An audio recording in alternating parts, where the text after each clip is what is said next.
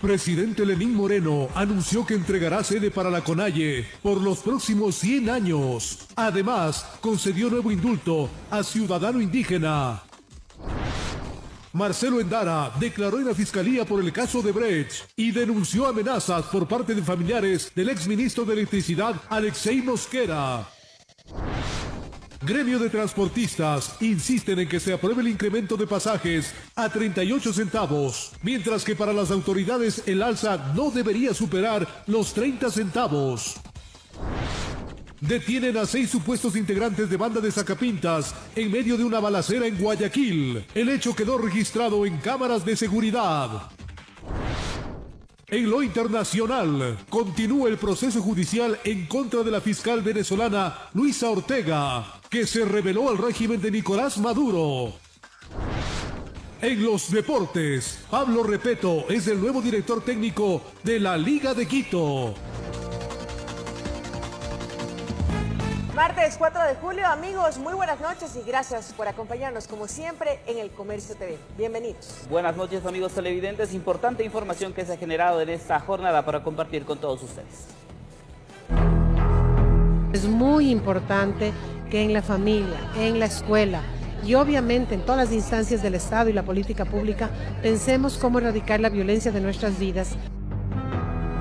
8 de cada 10 niñas son víctimas de algún tipo de violencia en nuestro país, sea esta psicológica, física o sexual. Según expertos, se reproduce generalmente desde el hogar.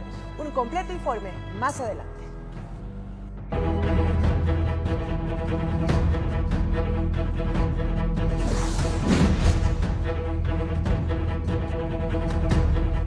Mucha atención, Marcelo Endara, uno de los detenidos por el caso Odebrecht, declaró ante la fiscalía que lleva el caso.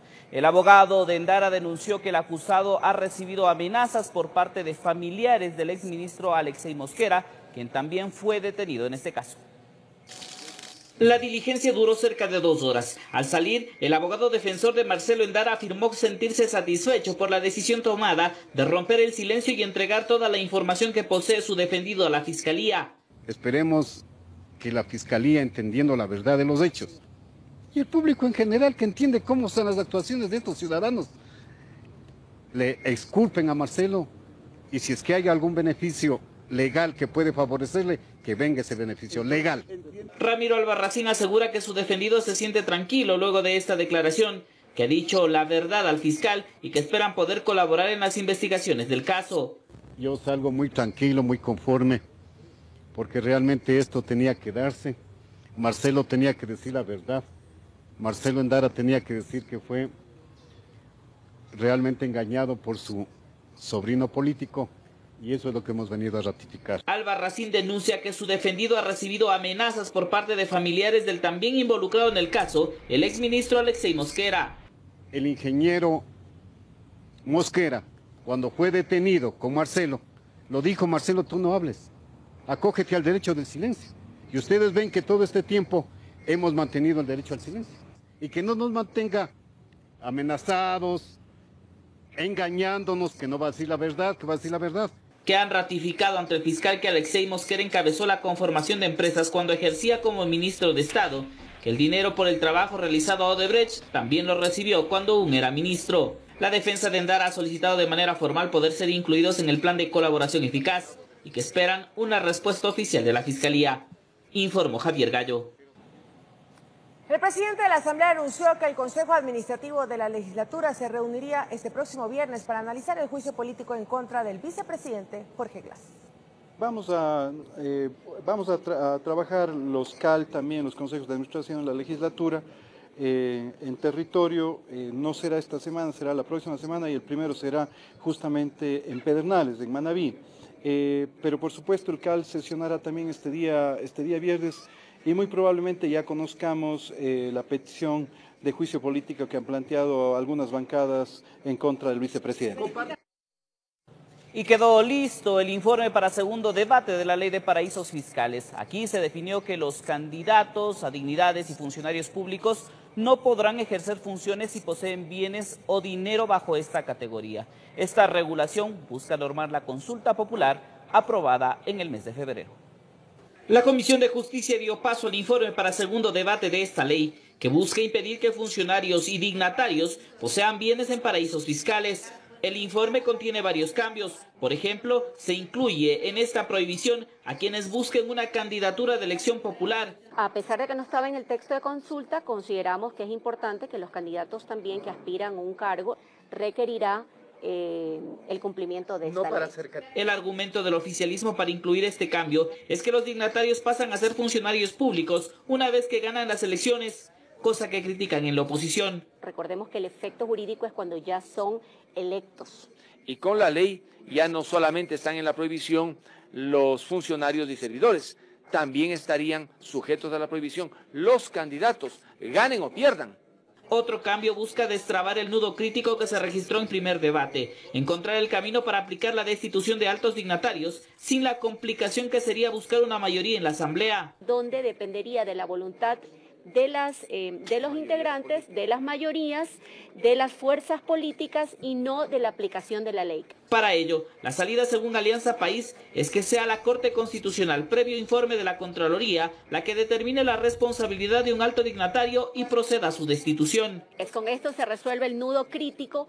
Creemos que es indispensable darle esta atribución a la Corte Constitucional como ente de última instancia. Los únicos que pueden destituir a un presidente o a un vicepresidente somos los asambleístas. No se puede, mediante una ley, dar esa competencia a la Corte Constitucional. Pero ya el presidente de la Asamblea anuncia que la ley podría ser analizada en segundo debate este mismo día, jueves. Pues lo incluiríamos en un llamado a una sesión específica para este día jueves, ¿no? Porque obviamente estos temas hay que tratarlos de manera inmediata. La premura es porque desde País aseguran que es necesario implementar mecanismos más estrictos para sancionar a quienes utilizan los paraísos fiscales. Estamos en un proceso de fortalecimiento de la lucha contra la corrupción en el país y por la transparencia, y este aspecto es fundamental. Tras estas decisiones, el informe pasaría al Pleno de la Asamblea para segundo y definitivo debate este día jueves. Informó Javier Gallo. La firma de un indulto más, la devolución de los 2 locales que tradicionalmente pertenecían a la CONAIE, entre otros, fueron los primeros resultados que se obtuvo tras el diálogo mantenido entre el presidente Lenín Moreno y la CONAIE. Estas citas continuarán, pero según los dirigentes de otras asociaciones indígenas, el extractivismo, por ejemplo, es un tema que no se negociará. Eran casi 8 años los que la Confederación de Nacionalidades Indígenas, CONAIE, no había visitado la presidencia, pero la mañana de este martes 4 de julio esa realidad cambió. Es que el presidente Lenín Moreno llamó a esta y otras asociaciones de indígenas a mantener un diálogo y consensuar propuestas. Vamos a entregar el plan urgente para la implementación del Estado Plurinacional e Intercultural. Ya en la reunión, el presidente Lenín Moreno sorprendió con su primer anuncio, el cual devuelve los 2 locales que tradicionalmente pertenecían a la CONAIE y que se encontraban en disputa.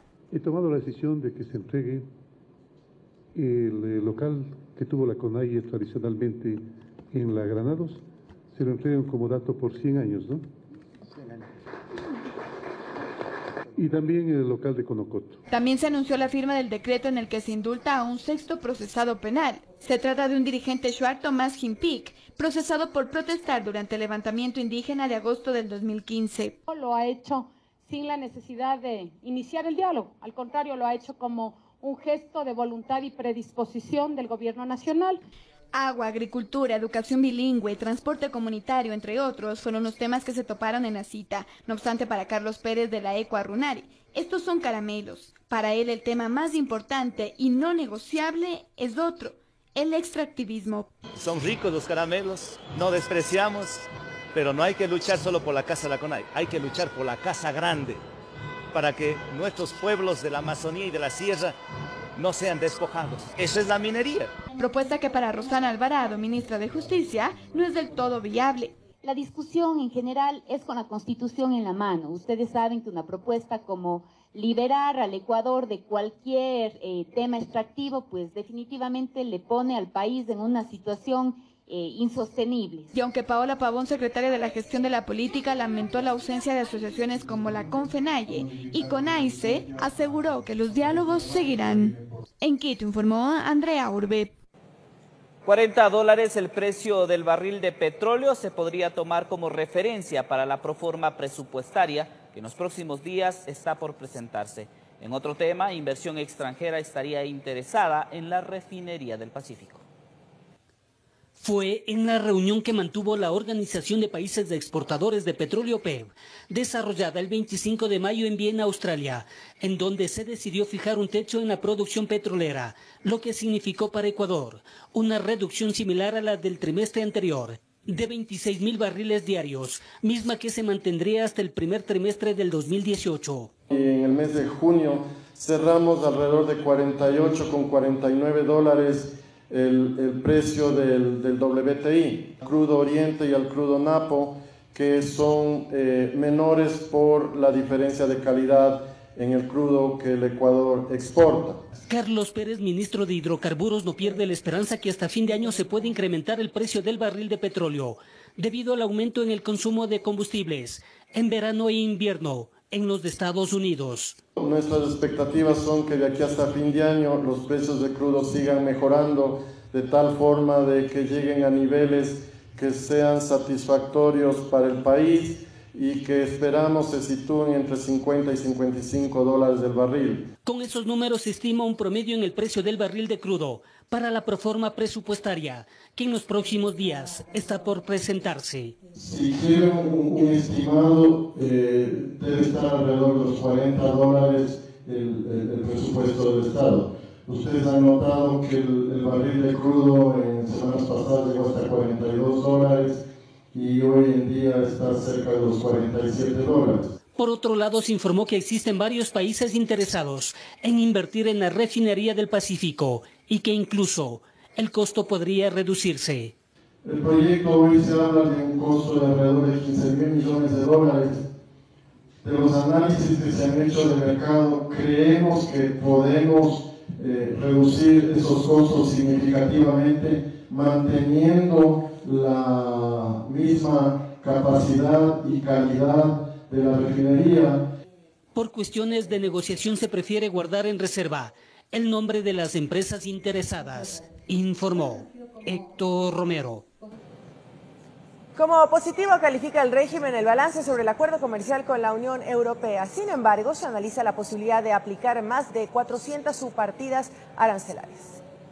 Las primeras cifras oficiales, resultado del acuerdo comercial con la Unión Europea, dan cuenta que de enero a mayo se han incrementado las exportaciones en un 20% y las importaciones en 17%, básicamente en materias y bienes de capital, que a decir del ministro de Comercio Exterior Pablo Campana, no chocan con productos ecuatorianos. Estamos de acuerdo como Gobierno Nacional que en el mediano y largo plazo debemos fomentar exportaciones, abrir nuevos mercados y atraer inversión privada directa. Estamos totalmente de acuerdo. Pero en el corto plazo nos vemos obligados definitivamente a tomar ciertas medidas siempre para proteger la industria local y las fuentes de empleo. Sin embargo, el secretario de Estado sostiene que existen compromisos que se deben cumplir con la Organización Mundial de Comercio, Unión Europea y socios estratégicos. Por el lado de Unión Europea vamos a cumplir 100% nuestros compromisos, definitivamente. Y seguiremos trabajando en nuevos acuerdos comerciales para lo que será generar nuevas divisas. Campana no descarta la posibilidad de aplicar subpartidas arancelarias. Recordemos que en el tiempo de las salvaguardias tuvimos más de 2.200 subpartidas arancelarias. Ahora lo he dicho varias veces que estamos evaluando, estamos analizando 403 subpartidas arancelarias. Marian Van Steen, embajadora de la Unión Europea, confirmó el desembolso de 10 millones de euros, específicamente destinados para las MIPYMES. Es capacitaciones, pero es asistencia técnica. Este mercado europeo que no es para nada fácil entrar. Los grandes ya saben, los productos tradicionales ya están entrando en el mercado, ya han incrementado, pero lo que es lo más importante es que también las pequeñas empresas, los MIPYMES, pueden aprovechar. Así Ecuador busca colocar en el mercado europeo productos no tradicionales. Y de esta manera podamos fortalecer ese ecosistema de exportaciones no petroleras que necesita nuestro país para sostener su desarrollo. Como parte del acuerdo comercial en Quito se desarrolló el primer encuentro empresarial Europa-Ecuador, informó Héctor Romero. La Superintendencia del Poder del Mercado junto al SRI y Aduanas del Ecuador realizaron la verificación de la reducción del IVA del 14 al 12% en algunos establecimientos de la ciudad. Ahí se constató que no existían irregularidades en los precios. La Agencia de Control del Poder del Mercado junto al SRI y Aduanas del Ecuador realizaron una inspección por algunos comercios de Quito para comprobar que en los precios de los productos se haya disminuido el IVA en 2 puntos, luego de que entró en vigencia esta medida. Esto tras las denuncias presentadas en la aplicación web de la Agencia del Poder del Mercado, en donde la ciudadanía puede dar a conocer irregularidades en los precios. Que los precios y la reducción del IVA corresponde a lo establecido dentro de la normativa para el mercado. Por su lado, la aduana del Ecuador en la inspección constató la eliminación de las salvaguardias en los productos que ya han sido desgravados. Todo también nuestro objetivo aquí era el de sociabilizar e informar a los contribuyentes en justamente la eliminación de las salvaguardias. Según la ciudadanía, han notado que en muchos de los casos de estas disposiciones sí se han cumplido y ven beneficios en la disminución de los precios de los productos. En realidad veo que ha cambiado un poco, o sea, siempre buscamos ofertas, siempre caminamos buscando las ofertas y sí veo que ha reducido un poco. Yo creo que algunos productos asumieron eso. Y ese valor para que pueda el consumidor seguir manejando. Aunque otros opinan que no han notado mayor diferencia. Muy poco, no es de acuerdo a la disminución, ¿no? No, realmente no lo he sentido. El pasado 1 de junio el impuesto al valor agregado IVA pasó del 14% al 12%, tal como se estableció en la Ley de Contribución Solidaria, informó Alison Corral. Desde este lunes, las delegaciones provinciales iniciaron el trámite para la entrega de los certificados de votación para quienes no asistieron a sufragar en las pasadas elecciones. Conozca el proceso que debe seguir para obtener su documento.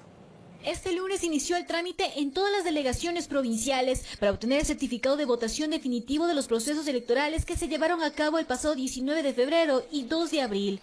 Según las autoridades, las personas que por alguna razón no pudieron obtener su certificado deberán justificar su inasistencia a sufragar o a su vez cancelar la multa.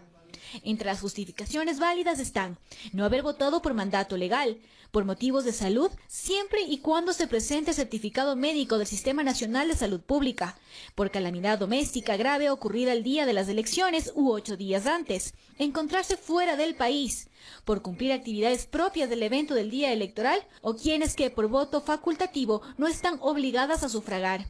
Si no ha podido justificar su inasistencia a cumplir esta obligación civil, deberá cancelar las multas que corresponden al 10% del salario mínimo unificado, que equivale a $37.50 por la primera vuelta y el mismo valor por la segunda. A este valor se suma 56.25 correspondiente a quienes además no cumplieron con su obligación de ser miembro de la Junta Receptora del Voto. Una vez que cancele la multa en cualquiera de las delegaciones provinciales, podrá acceder a su certificado de votación, documento indispensable para la realización de cualquier trámite. Según la autoridad encargada, en la primera vuelta no habrían acudido a votar un total de 2.356.424 personas, mientras que en la segunda convocatoria el número descendió a 2.190.920. Dentro de este universo están también contabilizados los grupos que no tenían la obligación de acudir a las urnas, informó Alison Corral.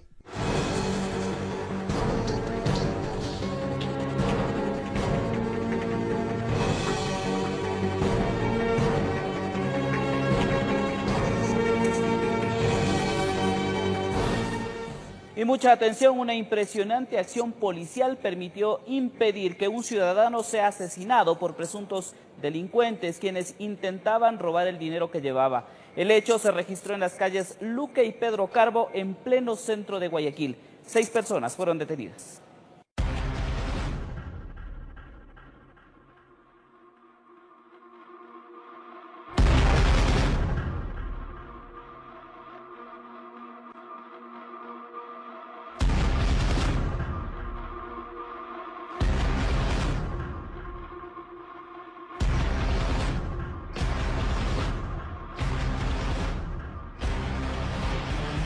Agentes encubiertos de la SIC-Provac lograron detener a los presuntos autores del hecho.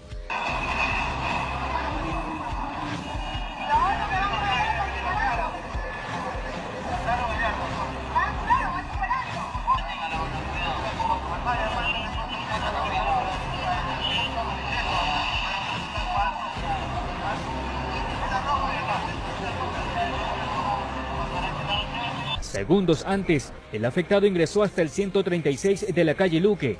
Según indicaron, él permanecía en la parte baja de esta escalera cuando fue abordado por antisociales que ya habían armado toda una estrategia para cometer el delito. En delito flagrante pudimos observar cómo una persona era víctima pues, de asalto y robo con armas de fuego y estaban ahorcándole. Entonces se pudo dar, por el momento tenemos 6 detenidos que serán puestos a órdenes de la autoridad competente para que termine su trámite legal. En imágenes se observa que después de intentar el robo, los implicados proceden a retirarse, sin contar que los uniformados ya estaban muy cerca a ellos. No pudo salir porque la policía lo coge. Quieto, quieto, te mete preso. Y ahí la balacera se armó, pa, bum, bum. Allí en esquina y en otra esquina. Y sale corriendo. Y a lo que quiere salir corriendo, se quiere trepar al carro, no puede, lo detienen, lo meten, lo tienen ahí. Entonces ahí ya, esto se llenó de policías, cerraron la calle y se lo llevaron detenido a los sospechosos. Esta banda la venimos siguiendo ya aproximadamente unos 20 días. El día de hoy pues ya a horas de la mañana iban a operar. Según información proporcionada, el afectado se dedicaba al cambio de divisas en el sector céntrico de Guayaquil. Eso habría atraído la atención de los antisociales. Como ustedes pueden ver, pues estas personas andan aquí en el interior del centro de la ciudad con los billetes en mano, entonces son muy visibles ante estos delincuentes. Luego de la espectacular acción de captura, se logró determinar que no lograron concretar el robo. El afectado por su parte acudió hasta la fiscalía para denunciar a quienes minutos antes incluso pretendieron acabar con su vida con el fin de llevarse el dinero. Sí, estos señores también están metidos lo que son en la parte del sicariato, también tienen sus antecedentes delictivos. Las armas pues lamentablemente no lo pudimos encontrar en ese momento porque los señores salieron precipitados a la carrera y comenzaron a disparar frente a la actividad humana. Informó José Morales. Y en el mismo tema, varios sujetos fueron capturados por la policía luego de tratar de atracar un local comercial en el centro de Guayaquil. El hecho fue captado por las cámaras de la Corporación para la Seguridad Ciudadana.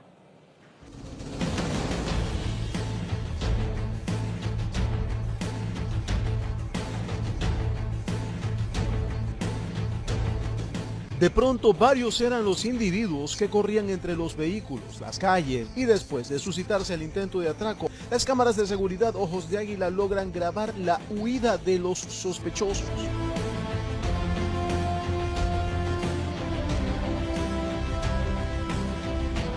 La policía se desplegó por varias calles de la zona céntrica, logrando dar con varios de los sujetos que estarían implicados en este hecho. Se coordinaron distintas patrullas para poder ejecutar la acción que neutralizó a los sospechosos.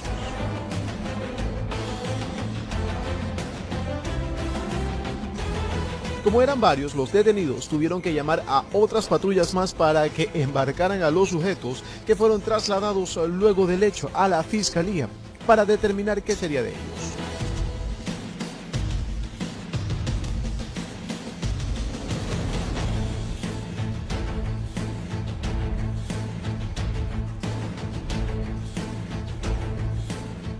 Poco a poco, la calma regresó hasta el lugar, sin embargo, todo quedó captado por las cámaras de seguridad de la Corporación Ciudadana, informó Julio César Saona. Cerca de 32 kilos de marihuana fueron decomisados en el puente internacional de Rumichaca. La droga era transportada en el doble fondo de un vehículo.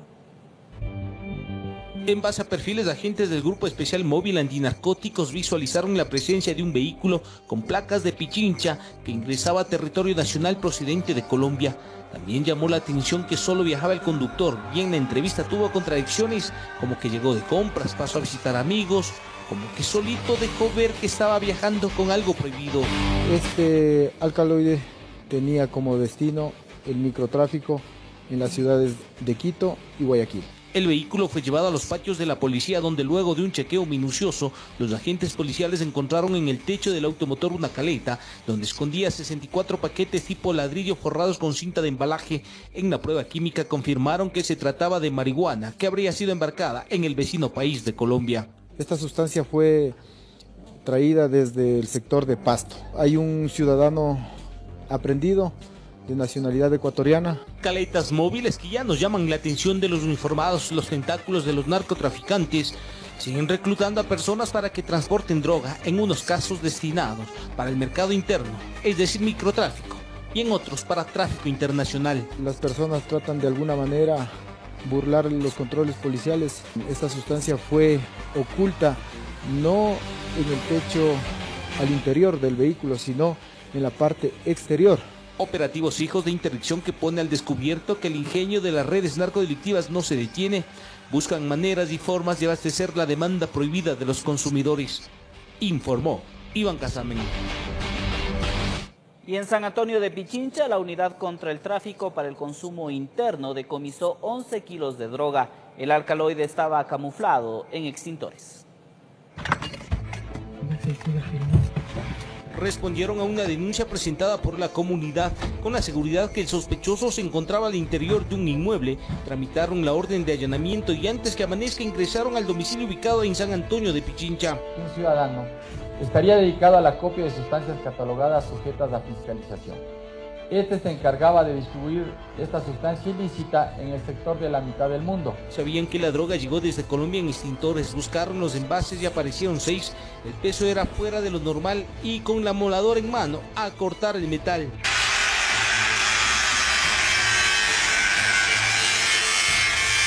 El proceso llevó cerca de 1 hora, pero el golpe fue certero. Al interior de los extintores encontraron envolturas de cocaína y marihuana. El polvo blanco alcanzó los 7 kilos y la marihuana 4. Estiman que sacaron del mercado local 78.000 dosis. Ya venían cargados desde Colombia, ocultos en unos sacos de yuca. Así también entregaron más detalles del operativo Sinaloa, donde fueron detenidos 12 extranjeros, 11 mexicanos y un colombiano. El subdirector nacional antinarcóticos informó que los detenidos son oriundos de esa ciudad y descartó que pertenezcan al cartel de Sinaloa, sí a una organización narcodelictiva que buscaba asentarse en Pichincha para contaminar contenedores y sacar grandes cargamentos vía aérea y marítima. Son 100 kilos de droga, es muy difícil mandar en correos paralelos. O sea, tiene que mandar en estación de transporte, o sea, el transporte de producto al exportación.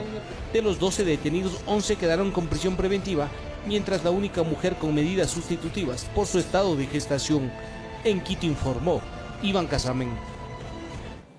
34 sacos de yute con alrededor de 1 tonelada de droga fueron decomisados tras un operativo policial. El alcaloide estaba encaletado en una cabaña frente al mar en las playas de San Mateo, en la zona urbana de Manta.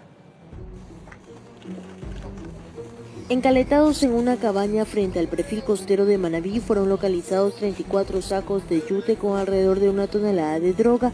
El alcaloide fue incautado durante un patrullaje de rutina realizado por la Policía Nacional. Llegamos al sitio donde aparentemente una lancha se aproximaba para hacer el cargamento y trasladarla a otro sitio.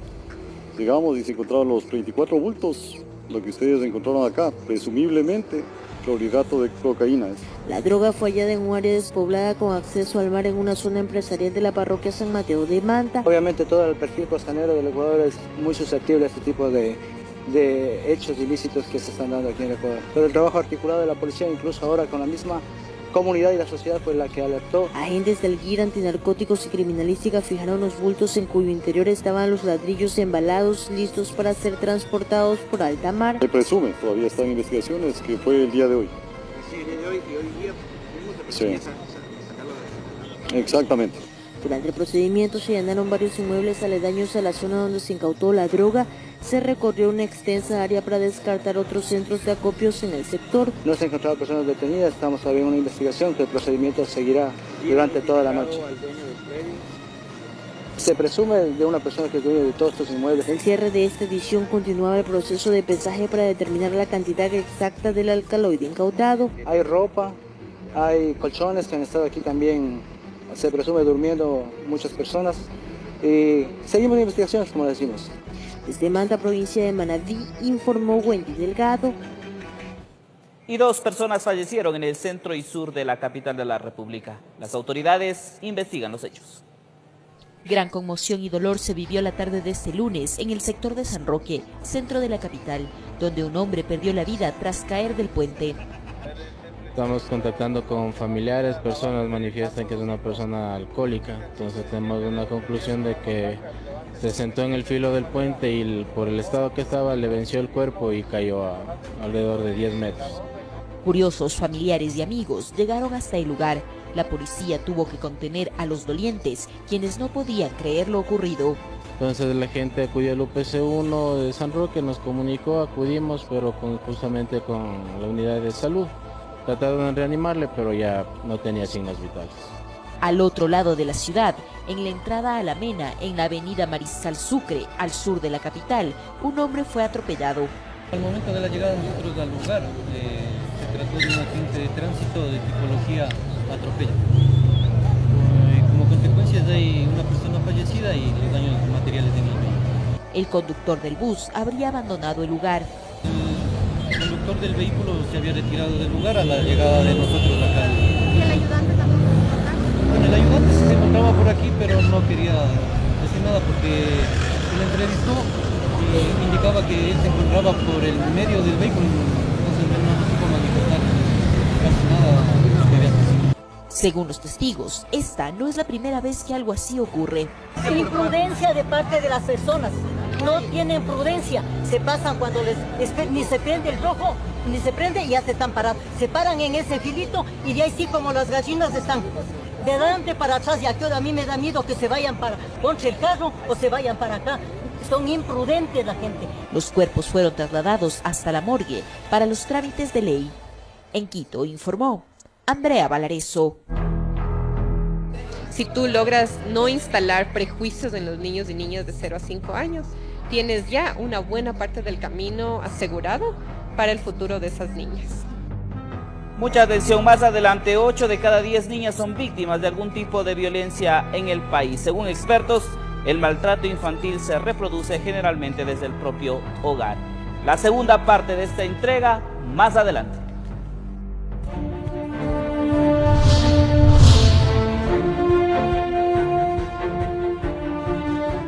Así es, la expectativa del gremio de transportistas urbanos es que el Cabildo apruebe un alza de la tarifa a 38 centavos, mientras las autoridades insisten en que el incremento no debería superar los 30 centavos. Luego del anuncio de la suspensión del paro convocado por los transportistas, continúa el diálogo para fijar una nueva tarifa de pasajes en Quito. Pese a que en un primer debate se estableció un incremento a 30 centavos, al parecer este valor no es lo que aspiran los choferes. Si no tengo los recursos, por más que esté en documentos, en ordenanzas, en resoluciones, no se puede cumplir. Porque me piden cumplir parámetros, si no tengo los recursos va a ser difícil. El argumento es que por los 2 últimos años dicho valor correspondió a las compensaciones que venían recibiendo por parte del Cabildo, lo cual, según dicen, no retribuirá el costo que representa mejorar el servicio. Que hay que clarificar que la compensación que da el municipio se pasaría al usuario, por lo cual no habría ningún incremento. Lo único que estaríamos manteniendo el servicio que actualmente conocemos y eso ya es responsabilidad del municipio. Sin embargo, las autoridades señalaron que si bien el resultado del estudio técnico sugiere una alza máxima de 38 y una mínima de 30 centavos, con este último rubro cubrirían el costo y la ganancia del servicio. Las tarifas no pueden ser pensadas al ojo o estar pensadas simplemente porque a mí se me antoja tener una tarifa. Las tarifas tienen que ser pensadas, primero, desde cuánto yo quiero mejorar la calidad del servicio. Y 2, tiene que haber un proceso técnico. ¿Cuáles son sus ingresos? ¿Cuáles son sus gastos? Y sobre eso sacar una tarifa. Y la tarifa ni por sueños puede estar en 38 centavos. Las conversaciones continuarán de manera indefinida, pero de no existir acuerdos, el Cabildo plantea alternativas. Nosotros podemos revocar los permisos de operación, que podemos hacerles que si no cumplen, poder buscar a otras personas que sí les interese trabajar por Quito y con ello indudablemente hacer que las cosas se den. Mientras el gremio de transportistas no descarta realizar manifestaciones como medida de rechazo, informó Sofía Vintimilla. Y retomamos el tema de los diálogos que está impulsando el presidente Lenín Moreno. Es momento de enlazarnos con nuestra compañera Adriana Rojas desde el Palacio de Carondelet. El presidente mantiene una reunión con el Movimiento Acción Regional por la Equidad. En el evento también se encuentra el alcalde de Loja, José Bolívar Castillo. Adriana, tienes más detalles. Adelante, buenas noches. Javier, amigos televidentes, muy buenas noches. Efectivamente, nos encontramos en el Palacio de Carondelet, en el centro de la capital. En el marco del llamado al diálogo nacional que promueve el primer mandatario, continúa reuniéndose con diferentes actores políticos. La tarde de hoy se reunió con el alcalde de Loja, José Bolívar Castillo, quien tuvo una cita por cerca de 1 hora a puertas cerradas. A su salida, el burgomaestre señaló que entre los temas tratados con el primer mandatario están proyectos de interés local. El alcalde señaló que uno de los principales temas que aqueja a su ciudad es la falta de accesibilidad vial, aérea y digital, por lo cual Loja promueve un festival internacional de artes vivas, lo que a decir del alcalde lo pone en el dilema de superar lo que él llamó un aislamiento. Escuchemos parte de sus declaraciones. Uno de los problemas más graves que afecta el desarrollo de Loja y la región sur es la falta de conectividad vial, aérea y digital. Entonces, estamos, por ejemplo, empeñados en sacar adelante este gran festival internacional de artes vivas, de artes escénicas, que se llevará a cabo en Loja desde el 15 de noviembre al 30 de noviembre de este año. Pero este festival nos pone el acicate por delante. ¿Cómo superar el aislamiento?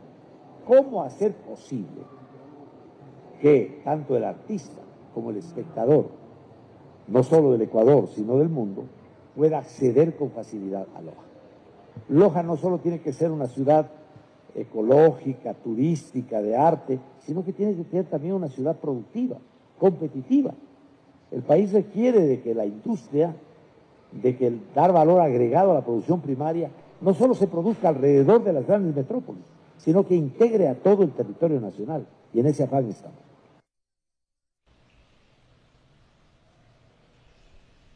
Indicó que también se trataron temas de interés político. Él dijo que Ecuador necesita de un seguro social único, universal y obligatorio. Además dijo que la Constitución del Ecuador requiere ciertas enmiendas. Escuchemos. El país necesita de un sistema de seguridad social que, como lo define nuestra Constitución en el artículo 389, sea un sistema único, obligatorio y universal. No se trata de seguro para las amas de casa, seguro para los artesanos, seguro para los rurales, seguro para los urbanos, sino seguro.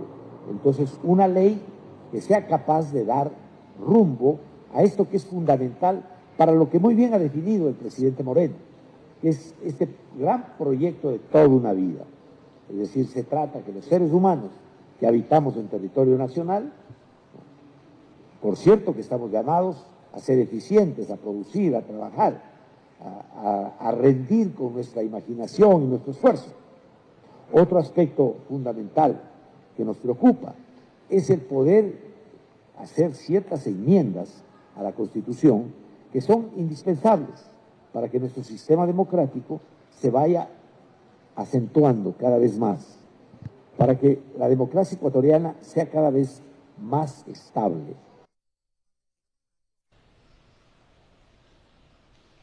El burgomaestre culminó señalando que a partir del día de mañana se reunirá con diferentes ministros de Estado para buscar respuestas a sus requerimientos.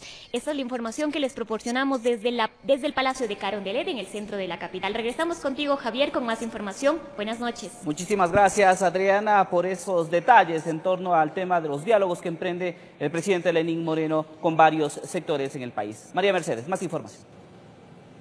Si les contamos que en el mes de agosto arrancará la construcción de la primera etapa de viviendas de interés social en la capital como parte del programa gubernamental Casa para Todos. En el centro y sur de la urbe son los sectores seleccionados. Son 3.100 soluciones de vivienda que se construirán desde agosto en el centro y sur de Quito. Los primeros beneficiarios serán aquellos que constan en el denominado registro social del gobierno. El registro social ampara a las personas que, por ejemplo, personas con discapacidad, personas que están en estado de vulnerabilidad o personas que están evidentemente en un nivel de extrema pobreza. Serán viviendas de 50 metros, bajo el modelo utilizado en Manabí y Esmeraldas durante la reconstrucción. Inicialmente el presidente ha dispuesto de manera puntual que se construyan las casas que son de manera gratuita para las personas que verdaderamente necesitan y están en extrema pobreza. Actualmente el déficit de vivienda en la capital es de aproximadamente 170.000, sumado al incremento de la migración en los últimos 2 años, que ha crecido de manera exponencial, por lo cual el Cabildo continuará identificando terrenos que aporten a la construcción de estos inmuebles. En los próximos días identificaremos otros terrenos de propiedad municipal en los cuales podamos, durante el mes de julio,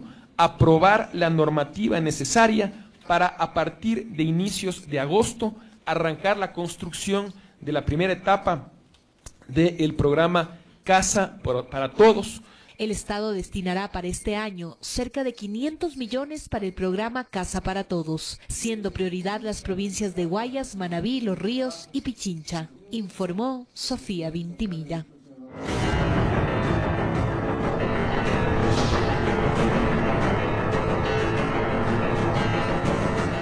Y como lo habíamos anunciado, según un estudio de Plan Internacional, 8 de cada 10 niñas son víctimas de algún tipo de violencia, sea psicológica, física o sexual.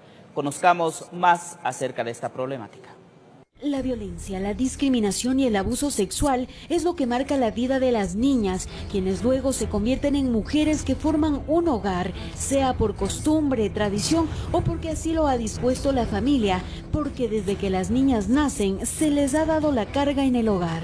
La violencia básicamente es un ejercicio de relaciones de poder, de un hombre sobre una mujer, de un niño sobre una niña, de un hermano mayor sobre una hermana más pequeñita. Según un estudio de Plan Internacional, en Ecuador, 8 de cada 10 niñas no pueden evitar ser víctimas de violencia sexual, porque es algo que está normalizado en su entorno. Hay creencias e ideas sobre cómo debe ser una niña de manera apropiada y cómo debe ser un niño de manera apropiada, que hacen que esas ideas se tornen en prácticas violentas. La investigación menciona también que el 82.5% de las madres de zonas rurales de las provincias de Cotopaxi, Chimborazo, Azuay, Cañar y Pichincha creen que las niñas ni siquiera pueden evitar ser víctimas de violencia psicológica y sexual, mientras que los niños son más vulnerables a la violencia física. Y hay maneras de entender que lo femenino es sumiso y por tanto tienen menos derechos, por ejemplo, a movilidad social.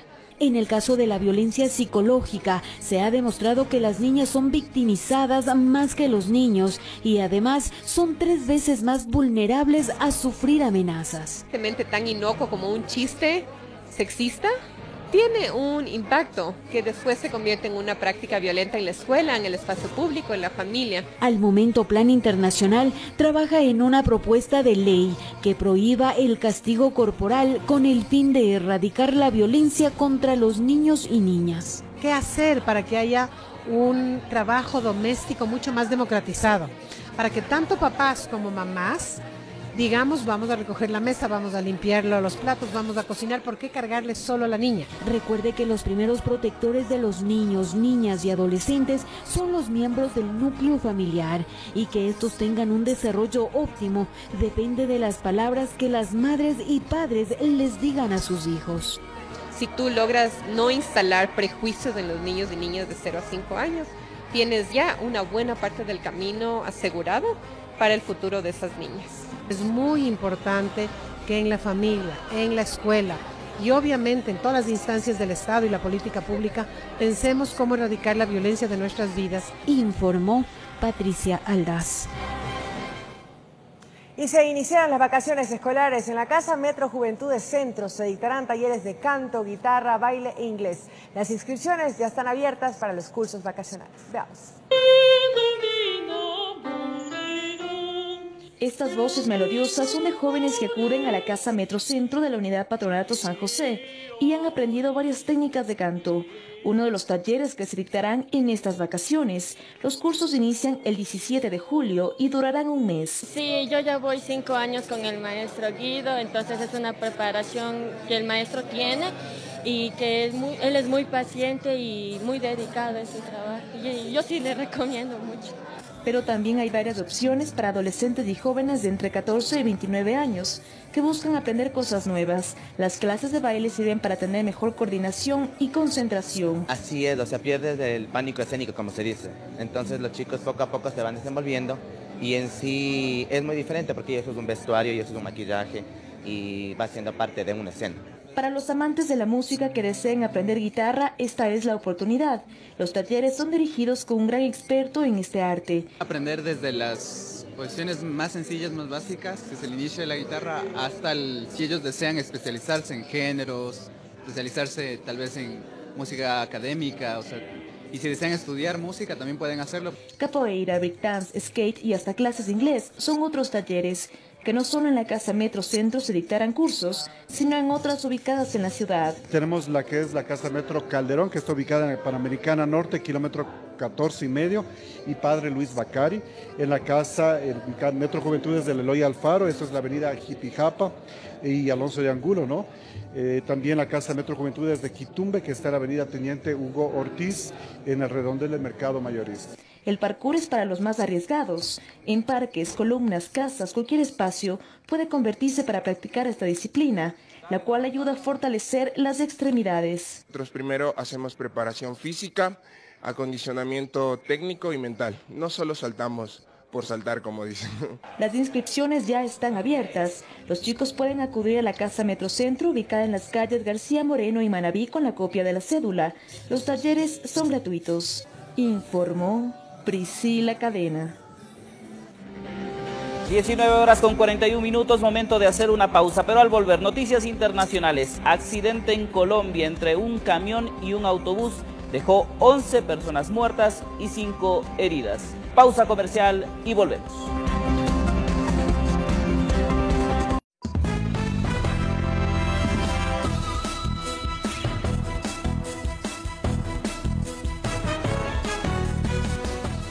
Amigos, llegamos al final de esta emisión del Comercio TV. Como siempre, gracias por su amable sintonía. Mañana los esperamos 18:55. Les invitamos a que continúen en la sintonía y con la excelente programación de Televicentro. Nosotros nos despedimos. Que descansen hasta el día de mañana. Buenas noches.